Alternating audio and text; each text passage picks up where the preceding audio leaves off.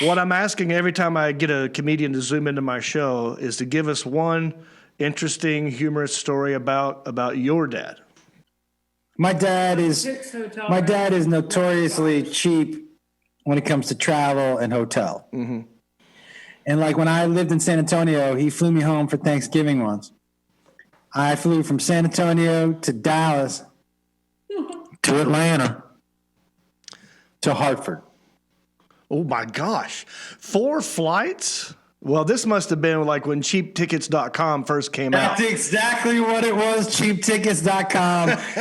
And he was like, how was your flight? I saved $49. I'm like, it's Friday, bro. I missed Thanksgiving. Like, what do you mean how was my flight?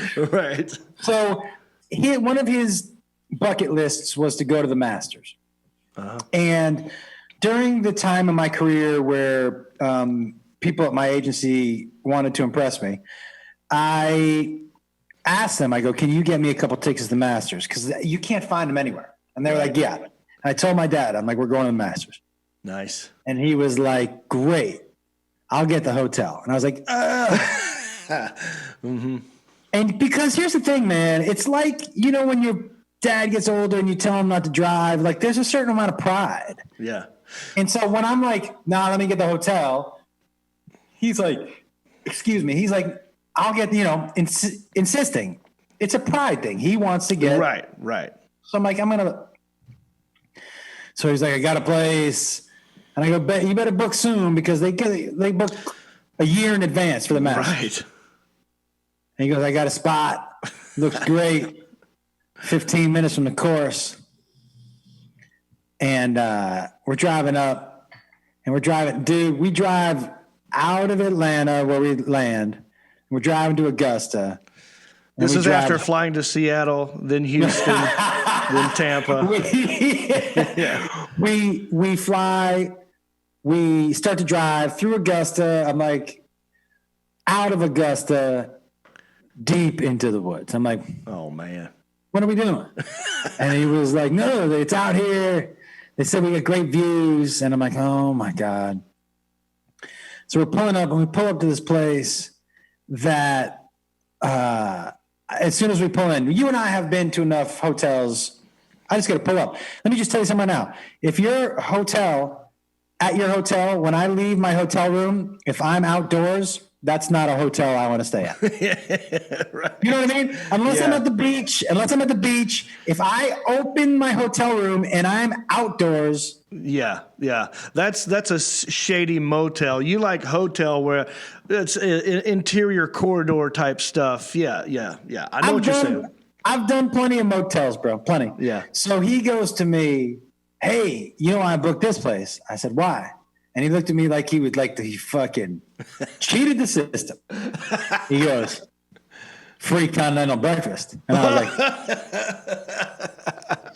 right. I said, what? And he goes, just free continental breakfast. He goes, that means you can grab as many boxes. I go, I know what free continental breakfast means, right. Dude. Dad, it's an apple and a granola bar. That's all it is, and water. Shitty and coffee. Warm milk. Yeah. So we get into first of all, he booked us one room. We get into the room. There's 2 beds. One of the beds, the leg is jimmied up by something. Yeah. So I sit on it and I hit it at an angle and the leg just went boom, bang, right?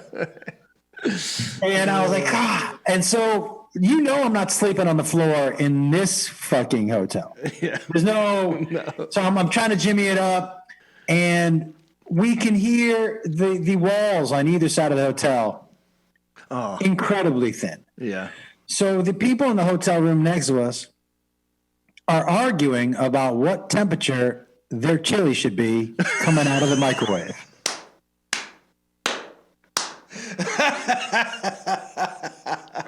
Man, they were mad at each other. My dad, like nothing's happening.